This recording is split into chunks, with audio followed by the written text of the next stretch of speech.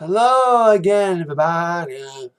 Zack Attack is here with my WWE Raw review for tonight, Monday, October 30th, 2017, from Baltimore, Maryland.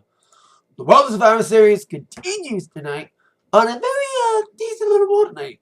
Had two title matches tonight, but it was more about building towards SS, especially with a lot of returns tonight. See my subtitle, including one monster of return tonight. We had another monster looking dominant. Another one returning dominant. And we have a big machine dominant and another machine returning as one of the big returns that happened tonight.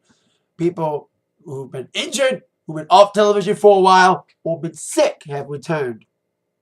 Minus Roman Reigns, who was not cleared to return tonight. They're hoping he'll return in time for Survivor Series to be part of the Man Survivor Series team for Raw. Crowd tonight in Baltimore. I want to slap them, especially if they wanted Kurt Angle during the opening. Before I talk any further about Raw, I have to talk about the recent news that shocked the wrestling universe on Sunday. 3 releases happened, including one that really shocked everybody. Darren Young in some way got released. Okay. You know, they have not been used properly, been hurt lately. So that was a big surprise. Emma getting released shocked everybody.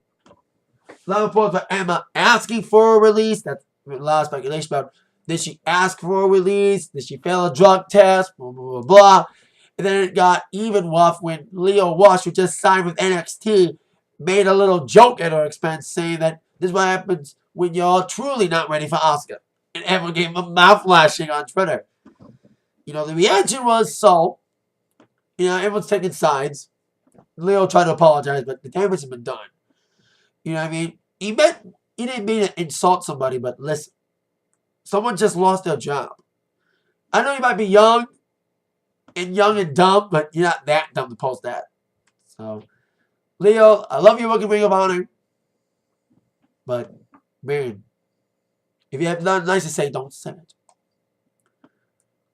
Joke or not, people are going to misinterpret it and take offense.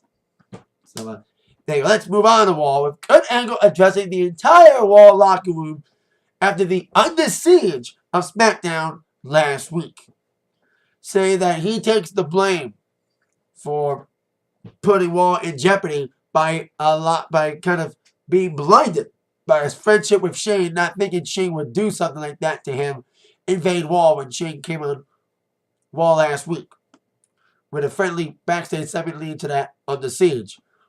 But as Angle was talking about making sure that Raw would be the dominant brand at Survivor Series, all of a sudden, the night of return started with Stephanie McMahon's return to Raw. Now, she hasn't been on Raw since WrestleMania, but she did appear on SmackDown when her dad got hurt by Kevin Owens to set up the Hell in a Cell match with her brother Shane. So she came out, coming up to like a face response saying, "You miss me? Welcome to Raw." And making the announcement that was made earlier about Raw's 25th anniversary to be held in January at the Barclays Center in New York and at the Manhattan Center where Raw began 20 years ago. Almost 25 years ago. Taker, who hopefully will not wrestle, and Shawn Michaels and Kevin Nash are slated to make appearances at the Manhattan show. So it's going to be a great night for Raw on January 25th. But Stephanie turned heel right off the bat again. At least it ain't authority, Stephanie. Saying that, Angle, it's your fault that Raw was taken over. It was sad to see my dad's creation, the flagship show, turned into a joke by Shane's invasion. You got dumbfounded by Shane. You got blinded by my brother, who was conniving, who lost this match in Hell in a Cell to Kevin Owens, decided to pick on me and invade my show. Invade Raw. She is a commissioner after Raw, but we haven't seen her, like I said, since Mania. You have your 3 eyes, Angle. How about you add a 4th one? It's intelligence, integrity, and the other eye, incompetent. So she's like, Angle, you think you still got it? Well, I'm going to prove it. I'm going to put you as the team captain for the Survivor Series Raw team. I had an inkling about this last week, and I might be right. That sadly, we're going to have both the GM and the commissioners face off in the Survivor Series team match. Shane will once again, probably for the second year in a row, be a part of the SmackDown Survivor Series team despite his so-called injuries from Hell in a Cell. So, a lot of people have their little qualms about Shane being inserted. I'm guaranteeing it now. Shane will now definitely be a part of Team SmackDown. Second year in a row will be part of that traditional Survivor Series match. At least he's not going to sub himself for somebody else like he did to Baron Corbin last year. So she said, Angle, it's been your fault that Shane invaded. It's also your fault that everyone's gotten sick lately with the mumps. Like, under your watch, this shit happened. I'm going to give you another shot, Angle. At Survivor Series, you better lead water dominance, or you be looking for another job, as I will fire your ass as GM of Raw. So, there you go with that. Now on to our next two returns. Miz arrived late with both members of Mr. Watch back. Bo Dallas is back. He got cleared, so we've seen him. And JoJo returned tonight. Spoiler, no Bray Wyatt tonight either. At least we didn't get no Bray at all. Especially, another spoiler, we did not see Bray come out for Finn Balor. Yay! Somebody else did. Anyway, the returns kept coming. After seeing Bo return, is a JoJo return. And also Miz finding out he had to defend his IC title later against an opponent to be named by Kurt Angle as punishment for arriving late under this circumstance, especially not being able to be there for the Raw addressing by Angle. We saw Bayley come out for a match, a scheduled match, against the Women's Raw team captain for the Women's Survivor Series team of Raw, Alicia Fox, crazier than usual, but accepting a role as captain. Becky Lynch is the SmackDown team captain, and all of her team members have a name. It's going to be Becky, Charlotte, Tamina, Carmella, and Naomi. So Alicia was looking for her first member and decided, I'm not going to wrestle Bayley. I'm going to have somebody else do this. Enter the person that injured Bayley back in July, and a woman that's returning after her walkout 2 weeks ago, Nia Jax. For what we read over the dirt sheets recently, last couple days, it's come out that there's been like speculation about why she walked out. Overpay and over, well, I heard she was going to lose to Sasha Banks again during the TLC pre-show. Thus, Alicia Fox got in. If Nia Jax would have not walked out, would have she gotten the push Alicia Fox is getting right now? Especially her, the team captain. Anywho, Nia Jax basically destroyed Bayley. An okay little opener. Bayley did her best to do hard, and I'm hoping Nia Jax didn't hurt her again. She gave some nasty slams, including a bonsai drop attempt, but Bayley did try to choke on her at one point. But then the finish came fast and furious after Bayley got taken down and got into a rolling senton by nasty senton by Jax, and even nastier leg drop onto Bayley. The 1-2-3 victory for Nia Jax. Alicia, who is still on stage wearing a Sailor's Captain hat, the only kind of Halloween thing we've had besides a fight or treat street fight, trick or treat street fight later on. She's like, I'm impressed by you, Nia.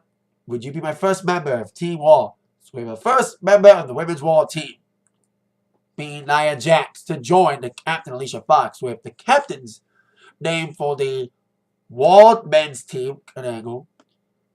And we have a new member to the Raw women's team tonight to join Captain Alicia Fox, Nia Jax. I think I kind of predicted Nia Jax to join if she came back. So my prediction now, with the return of Nia Jax, it will be Alicia Fox, Nia Jax, Sasha Banks, Mickie James, and either, it's got to be Bayley, because Dana Brooks, Asuka. Get Asuka in there. We'll see Asuka a little later on. But after Nia's match against Bayley, here comes another return, Samoa Joe. The returns kept on going the first hour. Joe's been out with a knee injury about a month and a half, so nice to see him back after that injury after SummerSlam. Took him out of a possible feud with John Cena before he was feuding with Roman at No Mercy. So Joe said, I'm back. And I'm going to raise hell, destroy everybody. You know, he had a little face saying, like, you know, he did like the Stephanie thing, like got a face response and said, I know you missed me, but I did not miss you. So then he got interrupted by Apollo Crews and Titus O'Neil. At least they're done with Titus, and Apollo is done with Elias. Elias still got Jason Jordan. Get to that later.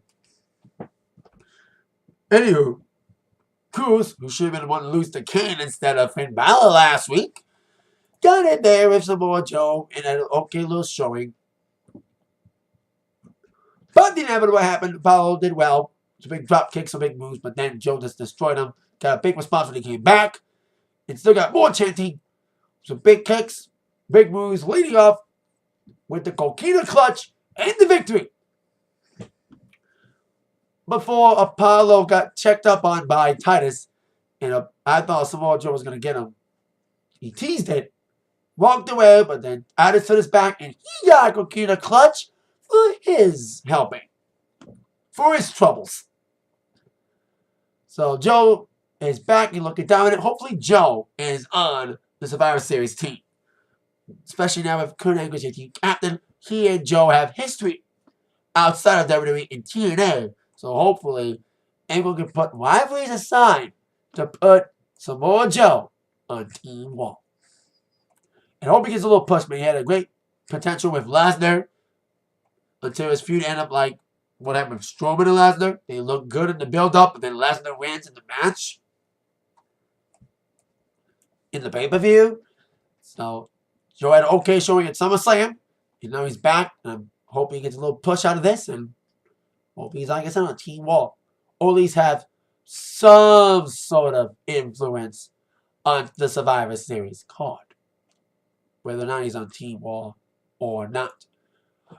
Now on to our next matchup being the Intercontinental Championship match. Miz being punished for arriving late, which got a mystery opponent. I'm like, we're going to get another return or a want one? Kind of a want one. Being, of course, the still unbroken Matt Hardy. Miz did have a match with Jeff Hardy last month before Jeff got hurt.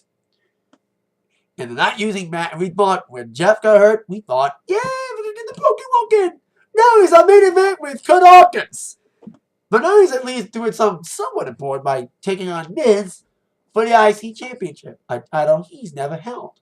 He's had the ECW Championship from that crappy revival of ECW back in 2006. The US Championship, he's been a tag team champion, hardcore champion, but never an Intercontinental champion, unless it is. But anywho, this was a decent fight. Decent match. Matt has a good striking in.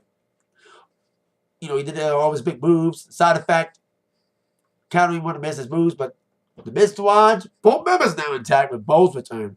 Distracted Matt a lot during this match. Miz took advantage of every opportunity, especially Bo getting involved, tripping up Hardy. Miz took advantage doing all of his big moves. The splash in the corner. Trying to do the it kicks at one point. But then Hardy was going for all of his big moves as well. Going for the twist of fate, got counted. He did do a twist of fate at one point. And the side effect. It was a great moonsault. That was a great moonsault he did. But then as Miz was going for the it kick, he missed. And Hardy would brawl with Miz on the outside before getting back in. But then as they got back in the ring, Miz twisted Matt Hardy's neck against the ropes. He took advantage of that. With the Skull Crushing finale and the 1-2-3 victory for the Miz, we made the IC champion. And he'll be fighting at Survivor Series the US champion from SmackDown, Baron Corbin. That is, if both men don't have any more title defenses between now and Survivor Series, and keeps their titles if they do have any more defenses in the next 20 days before Survivor Series. So men look good. They had a good showing here, but Miz is going to win, of course, with a little help from his friends. But hopefully, with this great show tonight, hopefully they can finally do something creative with Matt instead of just letting him be wasted until his brother returns. What they should not be doing. We would have another title defense as Bliss would go backstage with Kurt Angle talking about, being a dominant champion, looking forward to facing Natalya at Survivor Series as the Raw and SmackDown Women's Champions collide. That's if Bliss can get through Mickie James tonight in the main event. But for the women's match, we have Asuka taking on Emma again. No, just kidding. Because Emma got fired, got released, as I mentioned at the beginning of the video. I know I made a comment about Leo Watch making a bad joke. That was kind of a bad joke. I mean, about Emma. People making it on Twitter, too. As Asuka took on Stacey Colin in the match that she should have been having with Emma the last 2 times on Raw and TLC. This was a quick squash dominance by Asuka. Just gave us some big striking. No offense at all for the opponent. Maybe they gave Emma offense because they knew they were going to fire her. Maybe that's why. But Asuka looked dominant. It just destroyed the job with some nasty kicks and hip attacks, leading up to the conclusion with the Asuka lock in the victory. For Asuka, this is the Asuka we've been waiting on seeing for the main roster. This is the Asuka that we should have seen last week. But we got it tonight. We got the dominant, quick-firing, fierce, feisty Asuka. So then we have a backstage segment involving Kurt Angle, and somewhat the only SmackDown invasion was Daniel Bryan. Angle wasn't buying Daniel Bryan's thing of saying, I have nothing to do with Shane. He said it on Tuesday on SmackDown. He was against Shane's under Siege. He was not knowing of that. And Shane doesn't know he's there tonight at all. He's on his own accord. Angle didn't buy it. He thought SmackDown was there. Spoiler, they weren't there. We didn't get a SmackDown Under Siege tonight, part 2. We didn't see a Raw response either last week. Maybe we're going to get it tomorrow, or they're going to save it for London. Because they're in Europe next week. But as D-Bar was kept hostage in Angle's locker room to make sure he doesn't do any funny business, lights went out and Kane showed up. And D-Bar took his first major bump since his retirement. I thought he wasn't allowed to take any bumps, but he took a choke slam by Kane, who barged in the room. It would not be the only time we would see Kane. We would see him get involved. Immediately following this next matchup, Finn Balor against Cesaro. Cesaro. Stay with his teeth brace and all, with Sheamus at ringside. This should have been a good match, and it was. Could have been a lot better. But at least Balor looked pretty good here. And as I mentioned earlier, no Bray Wyatt appearance. Yay! Yeah, because I heard Bray was cleared as well as Bo. I'm glad we didn't see Bray come out since Abigail again. Because that's the only bad thing. Him getting sick is going to postpone the match between the Demon and the Abigail. The only good thing is we got Balor and AJ last week. So, too sweet. Anyway. Balor around with his big kicks. Big moves. Sling plays, all that great stuff. Those are good. My favorite spot was Sheamus got involved a little bit in the matchup. And he got on the apron. He got kicked a couple times by Finn. And even tried to take advantage. But Sheamus did help Cesaro get a distraction onto Balor. And my favorite spots was the vertical suplex from the middle rope that Cesaro does. He's done it before, but it's great when he does it. That's why I love Cesaro. Great hard knuckle moves. Even trying to put him in a sharpshooter a couple times. And then Balor tried to go back with some big moves after getting out of that sharpshooter. Sheamus got involved again in the apron. He really took him down. It took Cesaro out, and he flew over the top rope, taking them both out. Throwing Cesaro, banging the ring and do it. Coup de grace while Sheamus, his partner Cesaro, was still standing. Big nasty coup de grace on his head. And the 1-2-3 victory for Balor, redeeming himself and recovering from losing to Kane last week. But not totally recovering. Although we think it's a victory, at least making up for losing to Kane. I wasn't the only one who criticized the fact that Balor was the one to lose to Kane clean last week. Should have been somebody else. Balor was taken out yet again by Kane. He came out and not only level them, but tombstone them on the stage. Wow, that was a sick spot. At least it wasn't Wyatt, so that's the only good thing. At least it wasn't Wyatt coming out. I was breathing a sigh of relief. Probably everyone was breathing a sigh of relief when Kane's music hit, when Balor was going up the ramp and not Bray Wyatt's music. So thank fucking God. So there you go, and that went straight to our next matchup as Kane would take on Seth freaking Rollins. One half, 1/3 of the Shield, and of course 1/2 of the Raw Tag Team Champions. As he would come down through the crowd again with the Shield entrance with Dean Ambrose. Sucks that the Shield reunion never really went off as properly scheduled at TLC because they have all the Shield stuff on the WWE Network. They had the Ride Along last week with all three and the Table for Three that aired at the Raw tonight with all three members of the Shield. So, anywho, despite Rollins' best efforts, because these two had a little bit of history, they were both in the Authority. Kane was, of course, Corporate Kane, then he was Demon Kane, feuding with Rollins in the fall of 2015, right before Rollins got that unfortunate injury, ironically, against Kane during the European tour that year. So, anywho, despite Rollins' best efforts, he did some big dives, and he able to get involved a little bit. Rollins going to get anything going against the Monster Kane, trying to make Kane look strong to get defeated by Braun Strowman. When the eventual match probably happens at Survivor Series. So Rollins was trying to do well, doing a big blockbuster, doing all of his big moves. A decent little match with Kane, even nearing him out with an enziguri. Need to mention as well that Sheamus is all staying at ringside for this match following the Balor match. They got a little involved. They took out Ambrose a little bit. And Rollins got distracted, taking him out with a suicide dive, but then got back in and walked into a choke slam by Kane, following a springboard attempt that got forwarded, leading to that choke slam and the victory for Kane. Wow. They're really trying to make Kane look strong here. And making him look strong to get defeated by Braun Strowman. It is probably one of the strongest bookings in a while. You know, even if we haven't seen Kane in a long time because of obvious reasons, because as I mentioned, through my TLC review, he is running for mayor. Glenn Jacobs, who plays Kane, is running for mayor of Knox County, Tennessee. So that's why we haven't seen him in a while. But he is looking strong lately, the strongest he's been in a while. You know, taking out Finn Balor clean, and even pinning 1/2 of the Tag Team Champions clean. Something he wasn't able to do when he was Demon Kane in 2015 when Rollins was heel. Yes, Sheamus is all got involved a little bit, but didn't get totally involved. But there you go. But then the beatdown after the matchup, Cesaro and Sheamus helped out, tossing in Ambrose. And both Rollins and Ambrose got tombstones for their troubles by Kane, leaving them both laying in the ring as he walked out. So, there you go.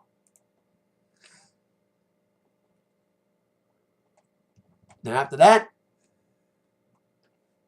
on with next little scenario with Miz celebrating his victory against Matt Hardy, but then he saw a bag of garbage, fearing that it was the return of Braun Strowman. As we all know, Miz, along with Cesaro, Sheamus, and Kane, they all put Strowman in that garbage compactor and crushed him. The crowd was chanting bloody murder over that segment. He was thinking Strowman would return. He was trying to leave early, but Angle wouldn't let him. He wanted all the Raw superstars to stay, especially Miz, who arrived late. So Miz had to wait until after the show to escape.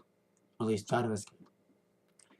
But being our next matchup that I think really killed the crowd. The crowd was already shitty before. They were dead now with this match.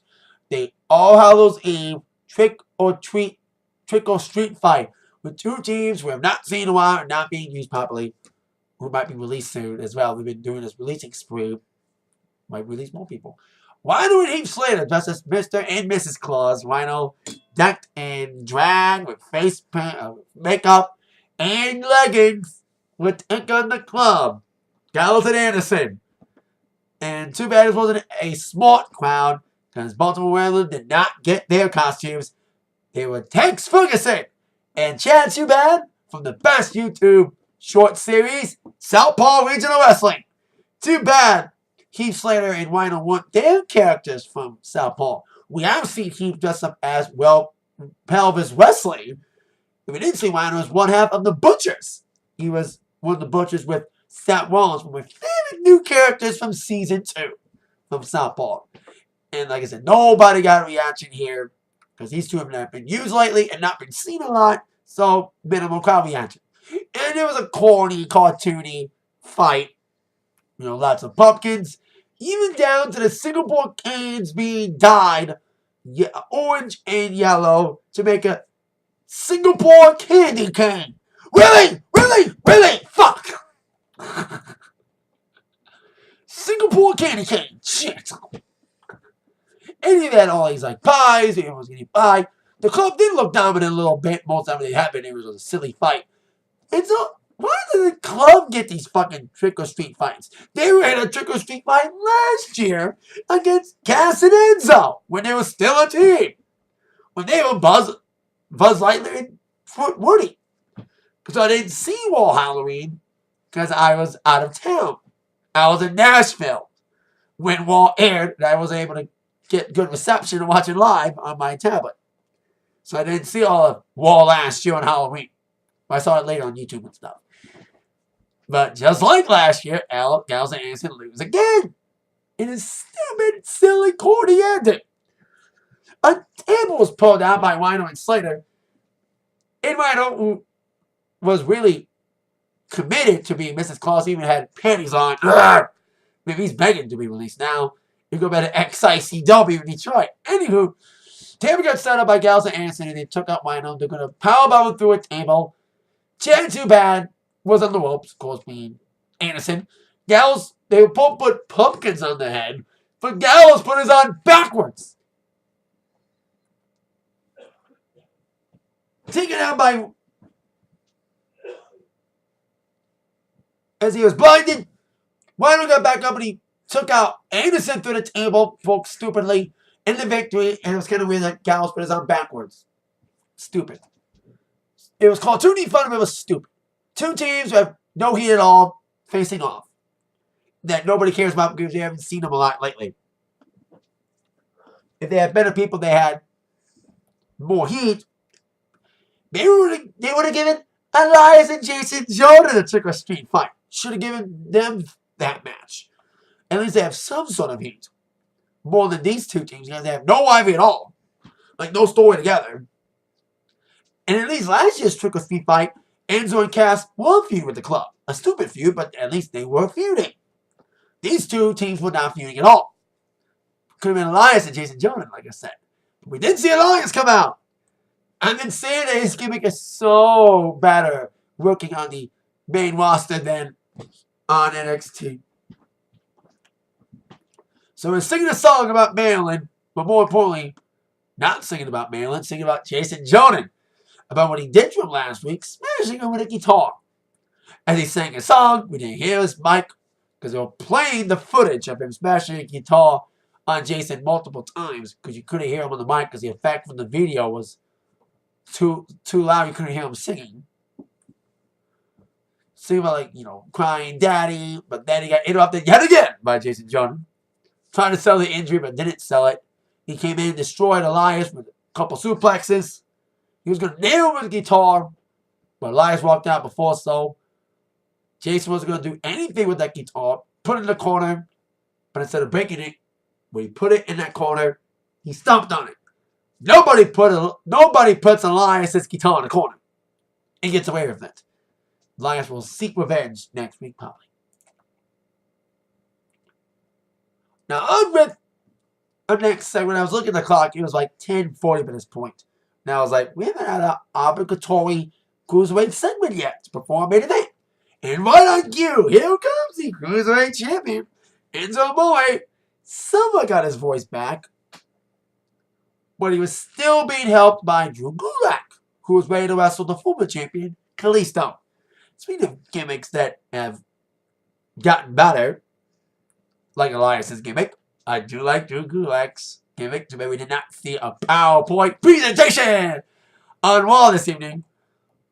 We didn't speak for Enzo. Enzo didn't do his intro. He got his full voice back, but he didn't They're probably making him save it. You know, he did like, the Anzo Moe, Certified G, how you doing? But they do good all the talking, even doing that, spelling out one word to describe Kalisto. But being the illiterate guy, being all smart, he spelled it S-O-F-T. Soft. Not the way Enzo spells it. S-A-W-F-T. Soft. And I was looking at the clock when this match started. I was like, this is going to be a short match. And it was a short match. Drew got some offense in, but then Kalisto got his lucha moves on. Lucha. Striking, of course, ending up with the Slido del Sol and the victory, but it was taken out immediately by Enzo after the match. Taken out with a Jordunzo. Hope I said that right. With Enzo steady talk, they did have a rematch last week on 205 Live, but the match ended in a DQ with Enzo kicking the referee. We may have a tag match with Tozawa teaming up with Kalisto. They both have their issues with Enzo and Drew Gulak on the 205 Live. We're probably one of the only people that watches 205 Live. But we do have a match did announce for 205 Live being a Fight Night Fatal 4-Way with Mustafa Ali, Ariel Daivari, Tony Nese, and Grand Metalik. Now on to the main event. Women's title match. Raw Women's title match. A rematch from TLC. Mickie James, once again trying to go for lucky number 7. Women's title reign against Alexa Bliss. Match was sloppy, but it was still a decent match. Mickie looked good, but the crowd, I want to smack the fuck out of them. They're already being dumb with no reaction to Tex Ferguson and Chad Too Bad showing up. Waddy Kurt Angle, but the ultimate insult of all, chanting CM Punk during the women's title match. That's for you, Baltimore. That's for you. Anyway, hope you never get a WrestleMania. Detroit's probably going to get another one, from what I'm hearing. Looking at 35 from speculation, but we'll see about that. Decent match. Mickie did pretty well. Looked good yet again. Got a little bit of reaction. Hey, give you something to do. Especially with Emma gone. And Dana Brooke probably is next. Anywho,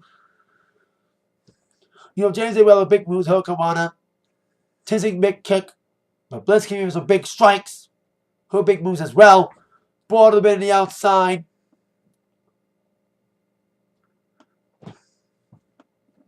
But we did pretty well here. But the ending was kind of a sudden surprise. Following James doing a senton. Bliss rolling out, trying to avoid more damage from Mickie. Got back in the ring. Mickey's trying to go for some sort of move, maybe a Mick DDT. It's kind of weird because Alexa uses that move too. Or a Mick kick. Bliss got back in with Mickie. Delivered a big right hand. Knocked her out in a 1-2-3 finish. Wow, that was kind of like shocking and sudden. That was like a weird ending there. It was like a real sudden ending there. With just one punch from Bliss knocking Mickie out. So, there you go. Bliss was celebrating her victory. But as she was celebrating, Miz was trying to make his great escape. He got into the limo. And then all of a sudden, he and his Mr. Watch were locked in the limo as a garbage truck pulled up in front of the limo. Dumping a bunch of trash on him before, yes, appearing out of that trash receptacle, Braun Strowman returned. The final return. The best return saved for last in this night of returns. So Miz and his Mr. Watch ran there as an idol limo. One of the best parts of this was the way Strowman ran on top of the fucking limo onto Miz on the ramp. That was a funny image to see. And that's probably going to be a gif. A meme a bunch of times on the internet.